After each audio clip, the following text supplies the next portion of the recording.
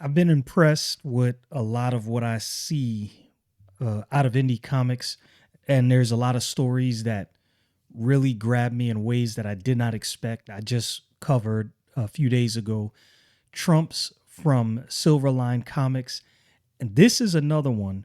Now, when I bought RippaZine number 4, I don't. This is one of the RippaZines that I don't think I really paid attention to the short story that was going to be in this book enough or at all, because it caught me by surprise when I read the book. And typically, especially with this company, I've really been keeping up with what's going on because obviously I'm, vest interested and invested in what's going on in this universe. So this, I don't know if I'll do a full walkthrough. Maybe there'll probably be some spoilers, but this story right here, written by the Soska sisters, of course, you all know they write great stories. But what really shocked me about this, I'll tell you what really got me, and you probably see it already. I was actually impressed with this art from Sebastian Garcia. I don't know anything about this artist. This is the first. If I have any books that I'm pretty sure I don't, because typically artists I pay attention to. I may not always pay attention to who wrote a book, but I'm typically always invested in who drew the book. I like this art style. Simple, sharp lines. And again, this is yet another book where the inks, I'm assuming Sebastian does all his own work, like finish and everything, because it looks like he did the inks. I don't see, any other inker mention. Maybe I'm wrong, but done well. The inks were done well. Like I said, simple, sharp lines. This book actually reminds me of a classic Batman book, the way it's drawn, like a Batman book from the 90s. Intrigue, a reporter, you're following Winslow Valiant, who is a reporter, debonair dude, sharp dude. I like the way they have him look. The coat, the hat, very. It feels almost like something out of the late 60s. Just the way he's made up and the way he's dressed. Investigating a company that is linked to Lilian, Ronashi, and Michael Copper. Shocker, right? And they're kidnapping veterans off the street. What they're doing with these veterans, they're looking for something. And when you go through the story, it seems like, now I have the Great War of Separation number 2 that I still haven't read. So far of the books that I've ordered, I've read Mighty Golden Patriot. I've read Isum number 3. I've read Yaira number 3. And The Horseman number 1 was a banger. That was a banger. And it had an approach that I really wasn't expecting. And I like what they're doing with that book. And I am so interested to see exactly where that goes. But this story really had me interested, because another thing in this story that you find is you find links to Chadran. And so Michael Valiant, obviously his boss has an issue with him, kind of reminiscent of Peter Parker and J. Jonah Jameson. And you see that Winslow is always late, or he has been late, and he's been investigating this company. I'll read a little bit of it because this is really good. I like this opening dialogue. To find the truth, you have to be willing to go to the source. So obviously he's a good reporter. He's not trying to mince words or make things up. He wants to make sure that what he has is accurate information. I like this guy already. To go the extra mile and get your hands dirty, because the truth is rarely clean. Very true, rarely is. I'm not afraid to follow a story. I'm more afraid of what happens if I don't. Evil, evil prospers, when good men do nothing. Time to get to work. I like that. So you kind of you get introduced to his code of ethics, right? This is what he lives by.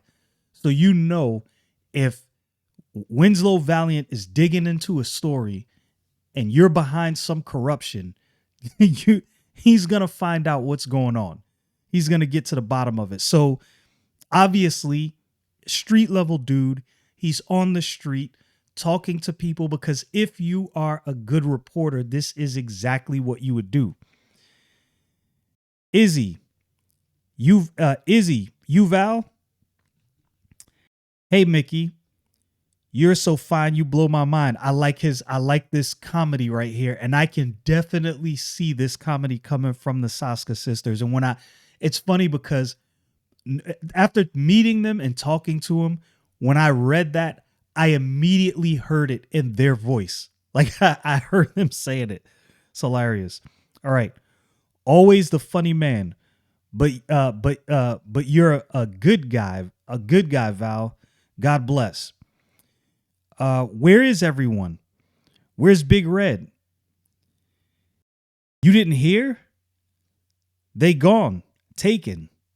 What do you mean taken? So again, as a reporter, this is how you get the juice. This is how you get the goods. There's going to be people in on the street level that are going to know things you don't know. They're going to be able to get to things and get to information that you don't necessarily have. And he's tracing down things going at this place called Aztec, which is a company, like I said, owned by Michael Copper and Lilian Ronashi. So automatically, like right out the gate, just off that alone, I'm like, okay, you got me. You got me. I'm in. I am sold. I now really want to know everything going on with this company and how Winslow is going to uncover things. What exactly is he going to uncover? And obviously he's on to something. He has a hunch and he's following that hunch. Nothing like following a reporter, a detective / reporter like this. These stories, these short stories, especially when they deal with things like this, like salvage, obviously Saoirse, I like these things.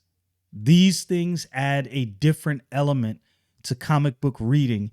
It's not all superheroes and it's not all superpowers and powered beings fighting. Now, you do have that in this book. You do have that in this book. But this adds another element to comic book reading. And the one thing it does is it gets you used to dialogue and world building. I think sometimes we get lost in our love for superheroes, which is not a problem with that. But sometimes we get lost in our love for superheroes and we forget that stories are built on dialogue. It's not always fighting. Sometimes there's other things going on. There's interpersonal drama between characters, finding out where this character came from. So you get back to what's going on in Winslow's mind. He says a good contact is irreplaceable. Once in a while, they get themselves pinched or take refuge in any comfort they can. Any comfort they can find, but they always come back. He's talking about working his sources. Nothing disappears without a trace in this world. So he knows if people are disappearing, there's a problem. Something is wrong with this, and he has to figure out exactly what's wrong with this. You just have to know where to look. Valor Outreach boasts being a charity that takes in war vets. Problem is, those lucky enough to receive help from these good Samaritans aren't seen again. What's Aztec want with the unwanted? And what you find out is they're doing experiments. And like I said, I have not read the Great War of Separation 2 yet, but it seems like they're trying to replicate whatever. Now, I don't know how exactly. I can't remember in the Great War of Separation #1 if it mentioned how Bryan Solari got his powers. It may mention in #2, and Lord willing, I'll read that shortly. But it seems like I have to read through this story again. But off my first read, it seems like they're trying to replicate whatever was done to produce Bryan Solari. That's what it seems like. They're trying to replicate those powers. And reading through this story, it seems like that is where you get Chadran from, which that's also very interesting. And so Winslow talks to his boss. His boss is not happy with what's going on with him showing in at whatever time he wants. And he's, getting on to him for that. And now he has this photojournalist that he's going to attach to Winslow named Betty Brook. I love these names. Traditional classic names that they just work well. I don't know what it is about these names that I really like. And so you find out that she's a big fan of Winslow, mainly because there's an ulterior motive. She has been looking into the same things he's looking into. And you don't really find that out until they get into an elevator and they kind of start talking, and she's revealing to him some pictures she took in the wastelands. And one of those pictures is of Chadran. And you see, you see Winslow's eyes get big, and he's like, oh, snap. Okay, well, we're going to have to figure out what's going on. Anyway, in the midst of all this investigating, they find some other things and wind up in Aztec, and what they go in disguised as maintenance workers. So Lilian Ronashi and Michael Copper happen to walk in talking, and they overhear the conversation, and they hear a lot of things that they should not have heard. And so they're thinking they got the scoop of their lifetime. Things don't go quite as they thought. Anyway, they find who they were looking for, right? So, or I don't know if they were necessarily looking for Winslow's friend. They were looking for him, but they were looking for clues. They're trying to figure out exactly what's going on with Aztec. It just so happens that they roll up, and he's like, Mickey, what are you doing here? So obviously they did some experiment on him, and now he turns into this thing. And this is where you find out that Betty actually has powers. Her touch is poisonous. And so, and I think they gave illusions. That's why I said I have to read this story again. This is my first read through. I think somewhere in the story it gave allusion to the fact that Winslow might have powers as well. I may have read that wrong. I did, like I said, did one read through. I'm going to read through again, get some more details. But when I read this, I was like, oh, this story shocked me. This story actually way better than I expected.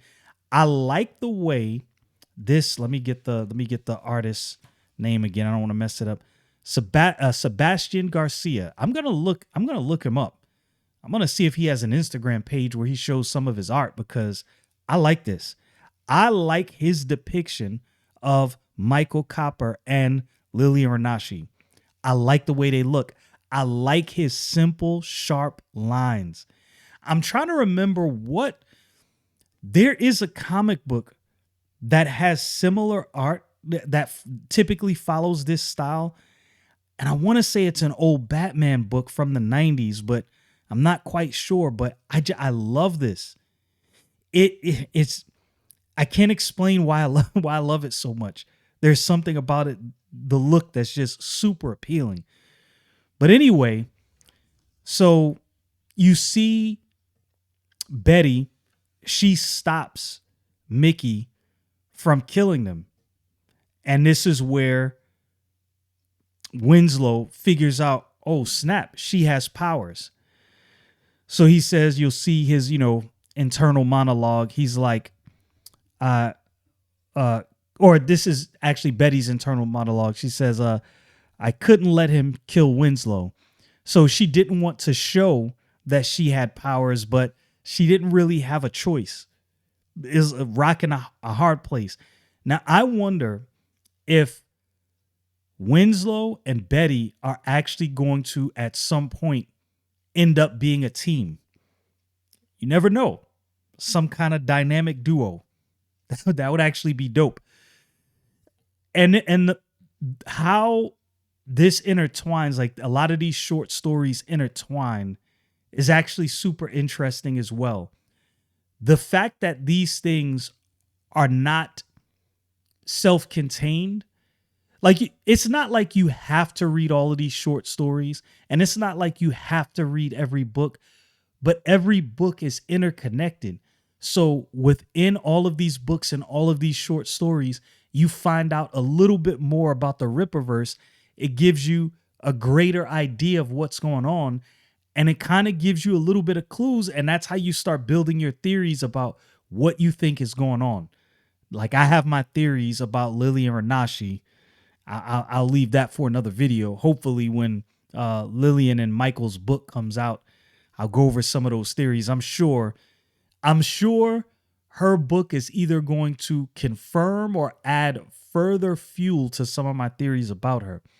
Anyway, Winslow and Betty think they got the great story. They're gonna, put this story out, but they get in there, and who's there? Michael Copper. And he's there to bury the story. I was like, oh man, this dude is diabolical. He says, you've got quite the eye. You've got quite the eye. If either of you ever want to work for the big boys, and he's giving them a card. So he's, another paper called the Tally Ho, owned by Ron Corp, buys the story, right? So obviously, Michael Copper is having this thing go away. They think they're going to have some great expose. Not so much. There's a lot of things, a lot of details that I did not go over. Like I said, it's not a full walkthrough, but this is a good story. And I wonder, I haven't really seen any videos where people are talking about this story, but I would actually like to see a full-length book with these two characters. Now, obviously, not every short story that's in a RippaZine is always going to warrant a greater or bigger book. But I'll be honest, all of the characters I've seen so far in a RippaZine, the only one I like Salvage a lot. I'm not sure how much or if I would enjoy a full Salvage book. I'm just not sure. Dirty Deeds, absolutely. Saoirse, 100%. And this one, yeah, I think I would actually like to see a full story of these two characters. This is a great story done by the Soska sisters, and this art from Sebastian Garcia. Yeah, I like this. I like this a lot. This was, for me, this was an unexpected hit. I went into this thinking, oh yeah, I forgot there's going to be a short story in here. As soon as I opened the first page, immediately I was like, I like this just based off visuals alone. And then when I saw it was written by Jen and Sylvia, I was like, okay, I'm probably going to really like this book. And lo and behold, I really like this short story.